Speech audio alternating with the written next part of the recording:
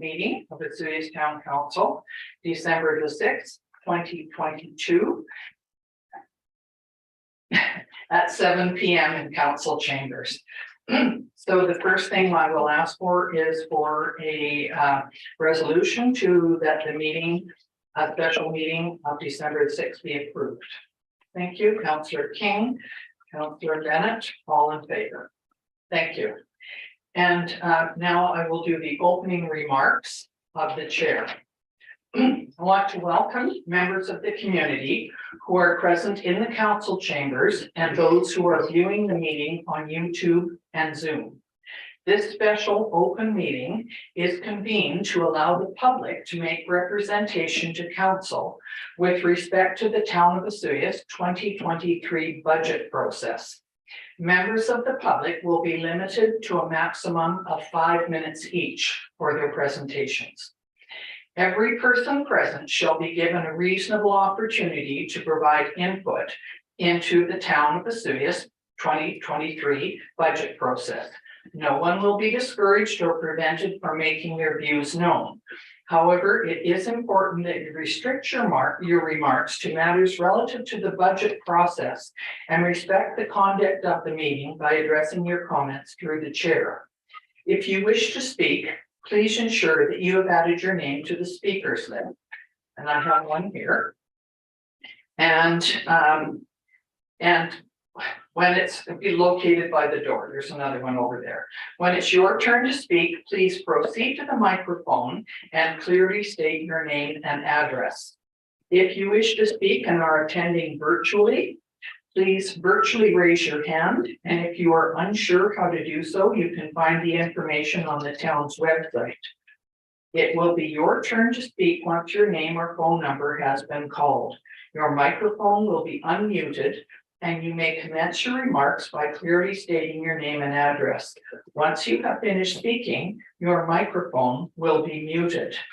If they wish, members of council may ask you questions following your presentation. However, the function of council at this public hearing is to listen to you and receive your input rather than debate the merits of your submission. Thank you for your cooperation. Is this one not working well? Okay, yes, I heard a little bit of that. Amazing.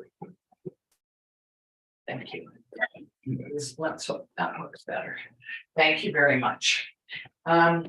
Risling, our CAO, will be monitoring the presentations and will let me know when 5 minutes is up. It's amazing how quickly it happens. Okay, so the first presentation is from the Vesuvius Golf Club. Do we have someone from the golf club that's here? No, already. Then we will go to the second one that's included in the agenda, and that would be the South Okanagan Chamber of Commerce. Splashco, thank you.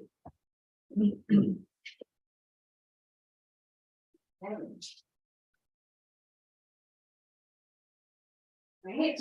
Hello, Mayor and Council and staff, and of course the guests in the audience. Denise Splashco here from the South Okanagan Chamber of Commerce as a follow-up presentation to our President's Report, which happened a couple of weeks ago for Mayor and Council. So we just wanted to come and touch base with you because every day and every week something new is happening for us and lots is building. So we wanted to come talk again and share some updates and of course come with an answer for the budget process. So as you know, we've been working with CPC on a couple of projects. And we're excited to share that we received conditional approval from them for our South Okanagan relocation business retention expansion program. So we're at that point now where the conditional approval has been given to us, and now we've got to go to our stakeholders and municipalities and find the matching funds. So right now it's 20,000 that we're looking for from the town of Vesuvius, so that we can maximize our dollars and maximize our efforts in achieving our common goals. So this money is considered seed money, and it's only for 1 year to help our region establish ongoing and sustainable community and economic development activities and initiatives. So we're working on a 3-year plan because as you all know, it takes a long time to get something started. So we've already done 18 months with SCDC as business recovery advisors. And so we don't want to lose that momentum and we want to build on that. So even though it's out of the norm, we would like to ask for consideration of a 3-year investment from our community so that we can ensure that the program is sustainable. So we want to work together to build a plan, which was part of the reason we came last meeting, and that was to be able to work with staff to help build the plan. We did the business walks, we're still doing interviews now. Once we have all of that together, we're going to combine that with our other surveys to create the work plan. And that would require some town of Oswego staff input as well. So once that happens, we would put together the action plan and specific deliverables for a space. Any challenges or initiatives that could be regional, we would do that just so that we can maximize our success as a region. And again, leverage our money and keep everything going more. So I think the big thing that everyone always says is, why would the town invest in our South Okanagan Chamber and this ECDEV initiative?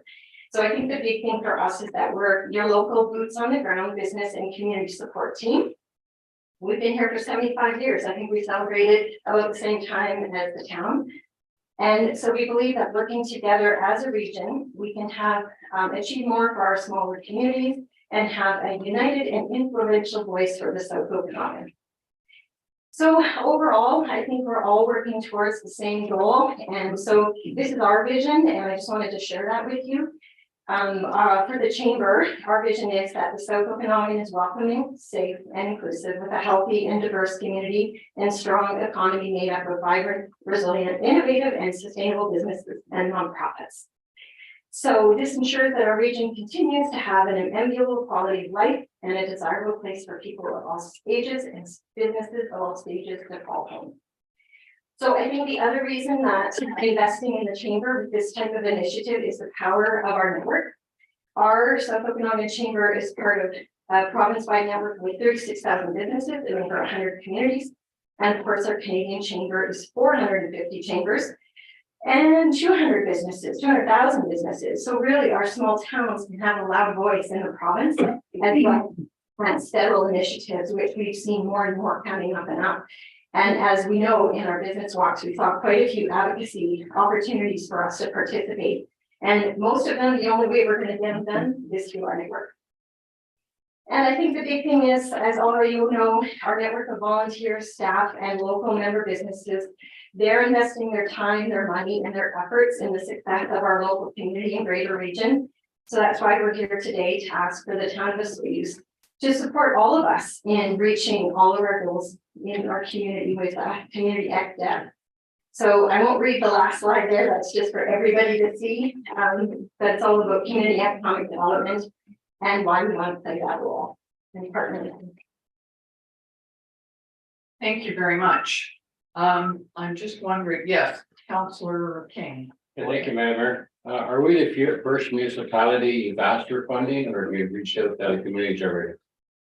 We've reached out to all of them, and so we're lined up on budget meetings coming up in January. Regional district for Okanagan Falls, we're still working on because they have a new person in place there. Area I has verbally committed to come on. And The smallest of our group is. and then just one more question. When you ask for 20,000, is that just for the 1 year, or are you asking for 60,000? In a perfect world, it'd be 60,000, but 20,000 each year. For us to successfully get the funds from SCDC, it would be 20,000 for 1 year, so that we could get the money from SCDC to leverage all that money together. And can this program actually go forward, say if one municipality did support you?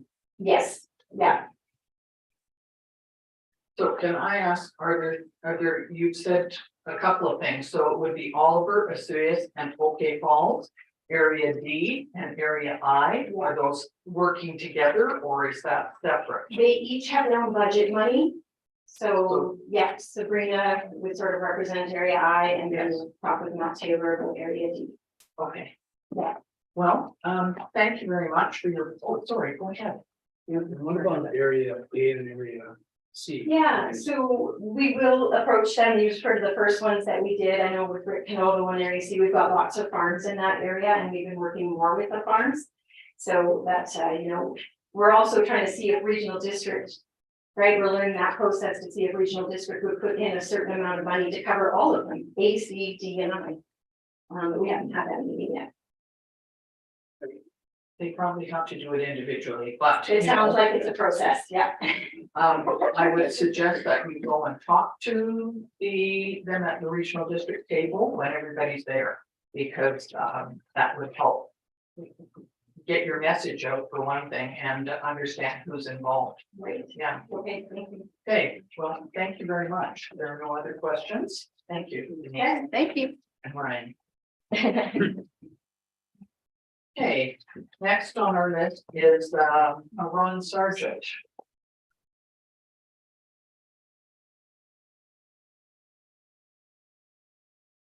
Thanks. No. That's okay. Okay, my concern is the public washrooms along Veterans Way. And also the park at Veterans Way where the bench is all falling apart. And it is a very popular walkway from town for all the hotels down Cottonwood, Lake Shore, where the resorts are. And there's no public washrooms. The one that's at the start of that is closed at the middle of October. This year, the volunteers that deal with the gardens in there were freezing their buns off, and when they needed to use a washroom, they had to go in to the hotels to ask if they could get hotel use the washrooms there, or those washrooms should, in my mind, stay open year round. That one and the one at Gyro Beach, because there's no public washrooms downtown or in the town, and people don't know they can cross over if they're a visitor to this washroom during the week when it's open, but it's not open on a Sunday. Most people don't know that they can go down to the marina. That washroom is open. But the one right at Gyro Beach is one that should be open. People aren't launching their boats in the middle of the winter time. I've been down there, my wife, because we walk it every day, where the truckers are used to going through and during the year, stop, that washroom's closed, they go around the corner, go in the bushes. Now, I did get a letter back from Livingston's Gerald saying that maybe we could put a porta potty in there. At least that's a start. I know a lot of people park and walk their dogs along that way. Visitors from out of town, when there's a hockey tournament, whatever, they're also using the hotels. And again, that's the walkway that everybody's using. So those washrooms, Gyro Beach, I mean, even on the weekend when we did the Christmas light up, there was no washrooms till, I'm thinking 5 o'clock. Yeah, we're setting up at 4 and there's no place for the people working down there. That one to bring, like I say, people coming in, using the market, they know there's a washroom there. Not everybody, but some know that there's one here. So signs maybe pointing to where the washrooms are. So those, we need a better job at pointing out where the washrooms are. Otherwise, the tourists, the people visiting are not going to be coming. Thank you very much. Does anybody have any questions or comments? Please understand this is an issue that we are dealing with. We have two. The one at Cottonwood, the one at Goodman Park and the one at the marina. But Goodman Park doesn't hit the people coming along Cottonwood that are in the hotels in there. The condos, the seasonal people that are coming up for the ice, people that are walking from, what do you call it, Spirit Ridge. They're not going near Goodman Park. And when you're downtown, we walk down to do grocery shopping. This year I've talked to a lady and her husband that go down every day. I see them every day. They come right downtown. They had the same thing. And they also didn't realize it was washrooms, down at the marina, but it's still down at the marina. I know the senior center has had to put up a note on the door, no public washrooms. So it should be that one at Jarrow Beach and the one that's at the end of Veterans Walk. And we certainly understand that. The problem is that some of those are old and the pipes freeze, so they're not winterized. But we're looking at, for There's sure. not a lot of money to put in outhouse, and that's what's needed for a small electric heater. Yeah. And the one in Jarrow Beach is Yeah. heated. Yes, it is. Did you want to speak something? No, I was gonna say, thanks, Ron. I think that I've been in town where you wander around and you need a washroom and you go in a restaurant or whatever, and the stores have signs not there, so. I appreciate it, but I think it's gonna take a little more than just putting an electric heater and this kind of weather, trying to keep it warm. So I know we are looking at it and really appreciate bringing it because other people. But the one at Goodman Park is the same size of washroom that's on Veterans Way. And they have the small heater up on top, one in each washroom. They come in the winter time and close off the vent window, and that's heated that way. I'm not sure what they've got in Because the the natural other, gas but, is there, that's why. pardon me? No, it's an electric heater Oh, okay. in that part, and it's the same size of washer. So, you come downtown, there's only, and we were here too, a year and a half before we knew that you could go over to Home Hardware to use their washer, but really it's not up to them to supply washer to everybody either. They're all shopping and doing their banking and then walking. So there are some washroom upgrades identified in the budget, which we'll be dealing with for the next 2 days here. So no, we appreciate you pointing that out. Thank you very much. Thanks.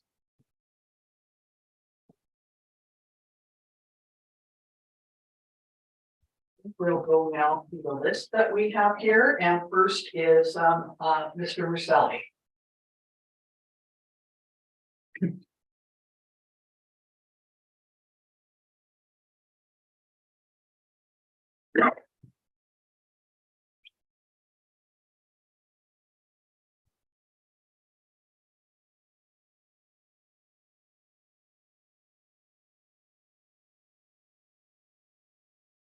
Good evening. Good evening, Mayor McCorkle, councillors, ladies and gentlemen in the chambers. My name is Simon Marcelli, and I live in 8301 in Slade.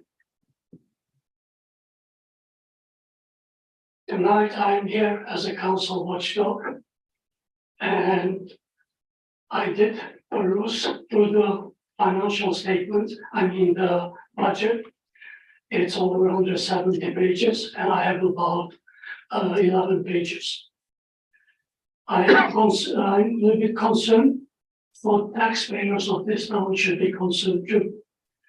Work, it says, will be done or will be completed by True Consulting with following projects cost. Page 59 and 60, 21,700. Page 61 and 62, 7,700. Page 16, 161 and 162, 1,528,000. Page 163 and 164, 1,100,000. Which is about total 2,657,400. As well, pages 157 and 58, 11,344,680, over $14 million. Projects will cost for town of Oswego. It will cost taxpayers lots of engineering advice. A true consultant from Kamloops. This is why we should have a professional engineer on full-time payroll.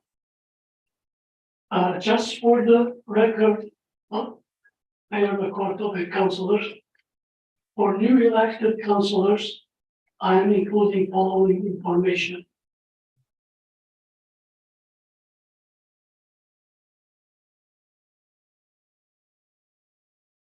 True Engineering and Consulting Company from Kamloops. Following allowance was paid by town of Osiris. 2021 last year. We actually previous, I don't have it yet for 2022. We paid $947,587.73. 2020, we paid town of Osiris $762,500.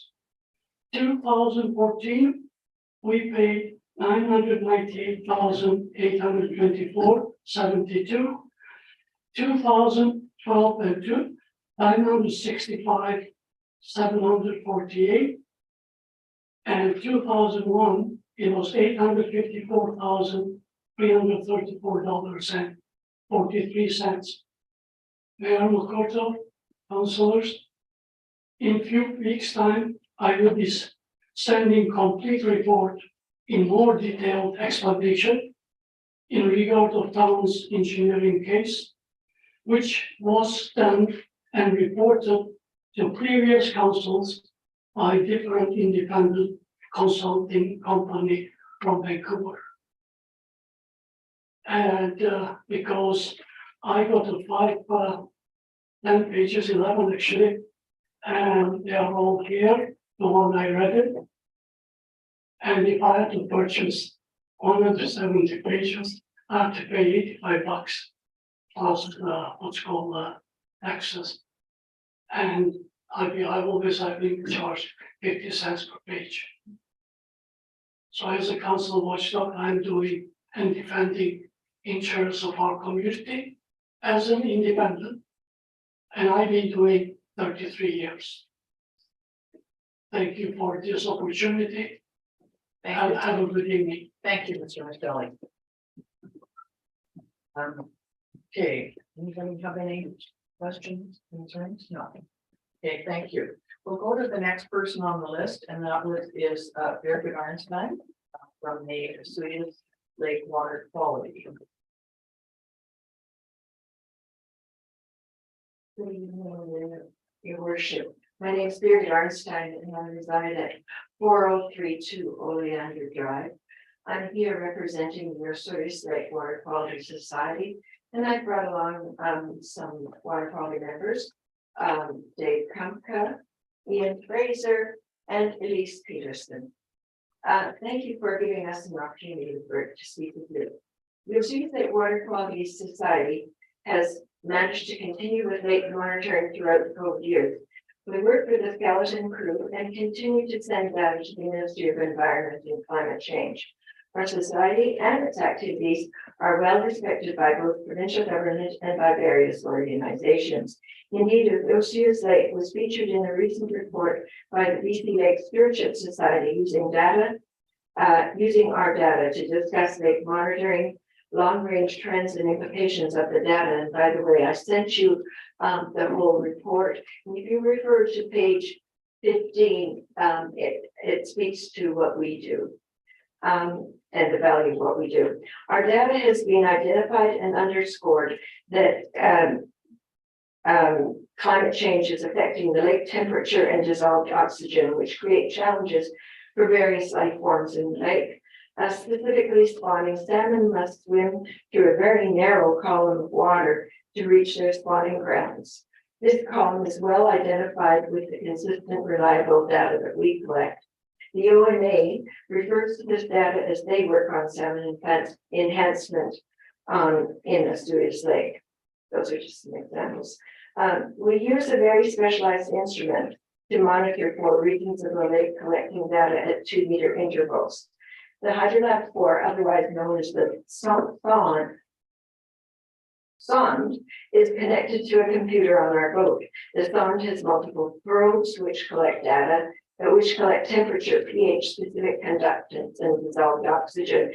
And you will have received something which explains what those tests are as well. Maintenance of the sonde, including annual detailed calibration, is necessary to ensure that our data is indeed accurate.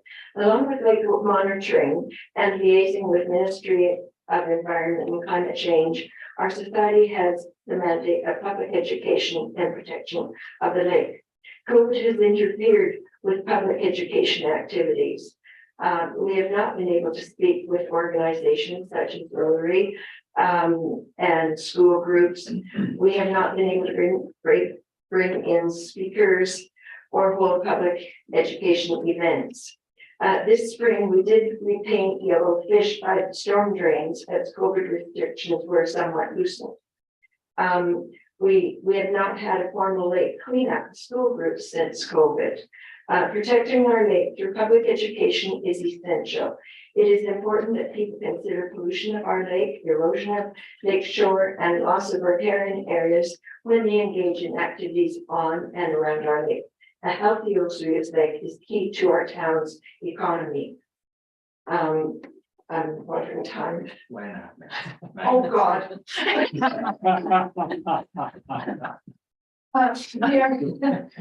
know we have been unable to hold our regular fundraising activities due to COVID. This fall, we did participate in the Alps Bingo, for which we get $500 if we provide a full complement of people for a month. Our memberships have been drastically decreased, which has reduced our coffers as well. This impacts our finances. We are planning a fundraiser in the new year, early in the new year. The ongoing help and support from the town, it has been very much appreciated. The use of the public works yard, the storage space at Sonora, the $1,000 grant that we get in the early spring have enabled us to continue with our activities normally. Having the use of the marina berth, however, and we really appreciate that, has added to our costs now because we're required to provide $3 million liability insurance for that berth. The cost of that insurance is $1,400. We have our song requires $1,500 annually for maintenance and insurance. Additionally, we must pay directors and volunteer insurance of $1,000 annually. Without this, we cannot have volunteers working on our boat. Ongoing maintenance of our boat and motor, including purchase of new tires for our boat trailer. No, so if you have an ask, Yes. could you give it to us very quickly? Yes. Our ask, I've actually come close to the end anyway. Our ask was for $5,000 this year and hopefully $3,000 in subsequent years to enable us to have sort of a cushion for the insurance needs and some of our public education needs. The $5,000 this year is because we have we're working from behind right now. Thank you very much for your time and attention. Thank you. And just so that you know, we did get the information sent to us today, but it was just this afternoon and it was this evening that we just got the lake stewardship report. So we haven't had a chance to have a look at that yet, but we will. Thank you very much. Thank you. Oh, did you have a question? Go ahead, Councillor. Yes. Thank you, man. Sorry. First of all, I want to thank you and all your volunteers, your committee for the work you do. And me for saving the lake is more like a top commitment for this town. And I was just wondering, asking staff, is there any way of insuring your boat through our insurance? We could certainly look at. I didn't even look at it, but we'll look at it. All right. Yeah, Thank you. yeah, okay. Thank you We're very gonna much. make decisions tonight. Thank you very much. Okay, next on the list is Clint Hawes.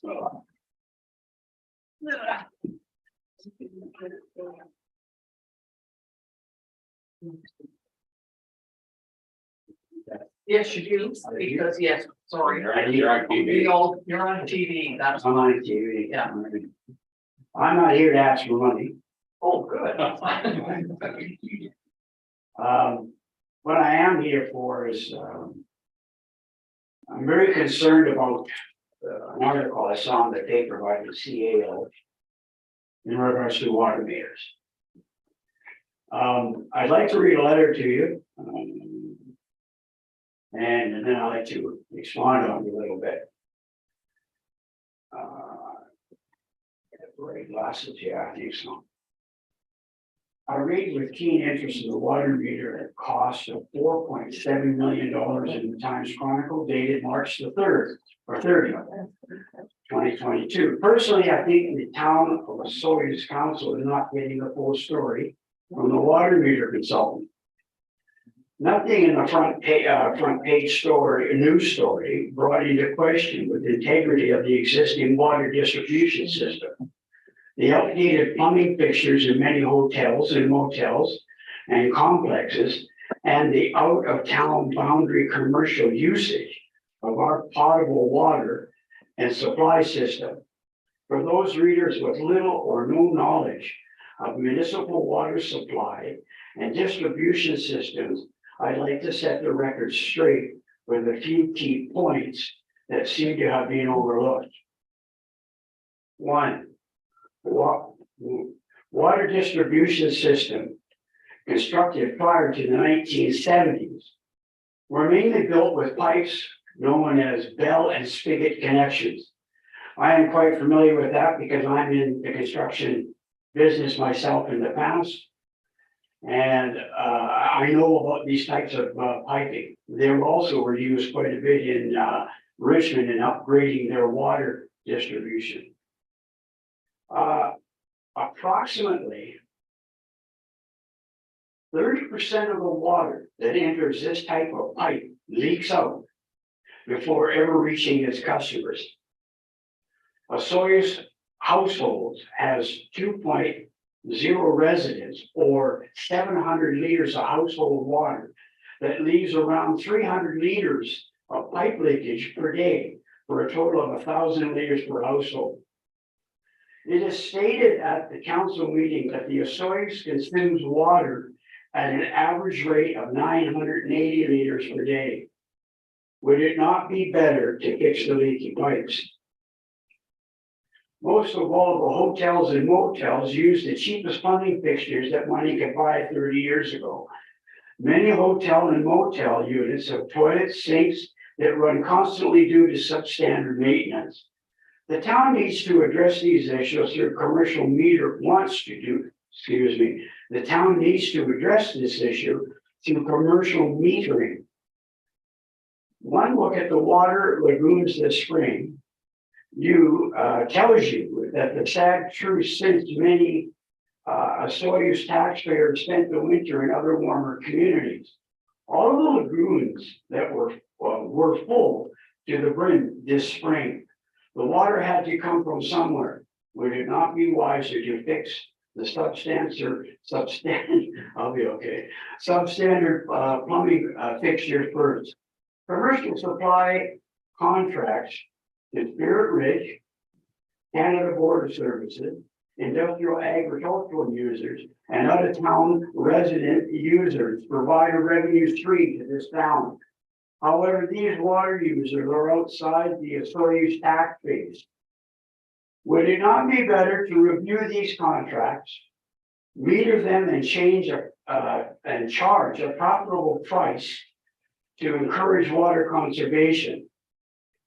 You need to borrow $4.7 million. The actual cost of the Osoyoos taxpayers would probably be more than about $6 million. Would it not be better to develop a new water well for $4 million using grant money? Installing water meters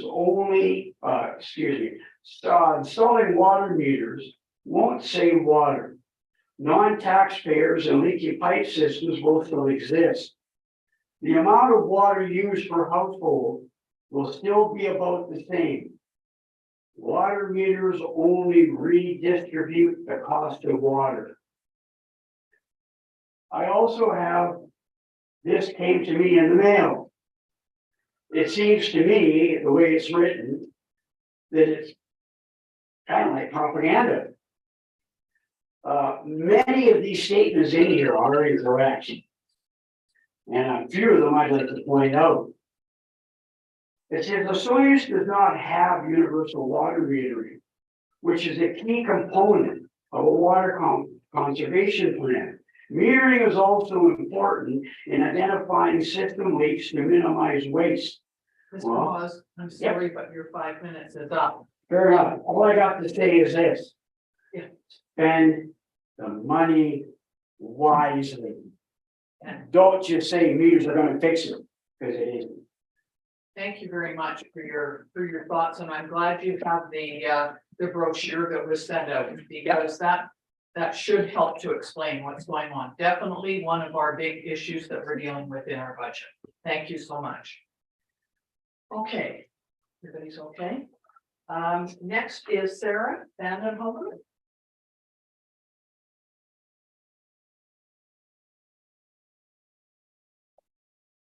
Meeting Mayor and Council. I'm not here to give a presentation. I'm more here just to ask a quick question that I've been pondering the past week after reading the 170 pages of the budget. I'm just wondering if there's other ways that you all are looking at besides raising taxes, of raising revenue for the town. Is there new things that you have on your radar that you're prepared to do or release to all of us that are wondering, than just kind of throwing out a tax raise? So that's my question, and I don't have a presentation, but that's just what I want to know. Thank you very much. Definitely the next 2 days, we do have budget meetings. They are open to the public. And we will be going through all of the things that affect the town, including raising taxes, applying for grants, and doing everything that we can to try and get our money to work for us. So if you're not able to attend, and you could also get it online, that it's available on there, and it's taped, so you don't have to watch it at the same time that it's on. You could watch it later. If you don't get your questions asked at that time, you could always write a letter or a quick email to info@osoyoos.ca with a specific question, and somebody would be able to get back to you on that. Perfect. Okay, thank you very much. Oh, sorry. go I'll make ahead. one more comment for you, Sarah. I guess one of the other things, the town is always looking at grant opportunities to offset the cost. So we're definitely doing that. I think on a daily basis, the staff is looking at certain websites where the government's put out opportunities for funding. Yeah. We do submit funding on a regular basis, or try to get funding on a regular basis, so that is one of the things we definitely do. Yeah, good. But if you have any ideas, we'd be willing to. Oh, I have Yeah. Jim. Lots of ideas, but when I was in Chilliwack, one thing we did do was we had a grant writing committee. So different people pulled from different things to help out, so just a suggestion. Thank you. Thank you. Thank you very much. So I do not have anyone else on my agenda here. And so I'm going to ask for a first time, if there's anyone else who would like to make representation to the town at this time. Is it something different than what you had originally, Well, Mr. Sargent? yeah, can we? Yeah, Oh, well, please come up to the microphone then.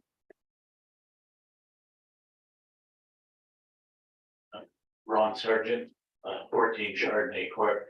I was at a council meeting a number of, I'm gonna say months ago, but we were discussing, at that time, you guys were discussing poles, signs across the highway. And poles, that whole sign over Main Street was deemed non-usable. And has anybody thought about maybe putting looking into an electronic board up at the very beginning of Osoyoos, where it says welcome to Osoyoos, right at where the mall is? Getting an electronic one that you can advertise the Christmas parade, Easter, Halloween, hockey games, and all of that. I would suggest, rather than just looking at getting new poles or putting signs across or banners, maybe looking at getting a board at the right where it says welcome to Osoyoos, which a lot of different towns use those versus signs. Thank you very much. It certainly, I can see everybody writing this down, so we'll have it on the list. Thank you so much. Okay, I'm going to ask for the first time again. Anyone else like to come and speak to council, make representation? For a second time? Is it a different? Yeah, it's different.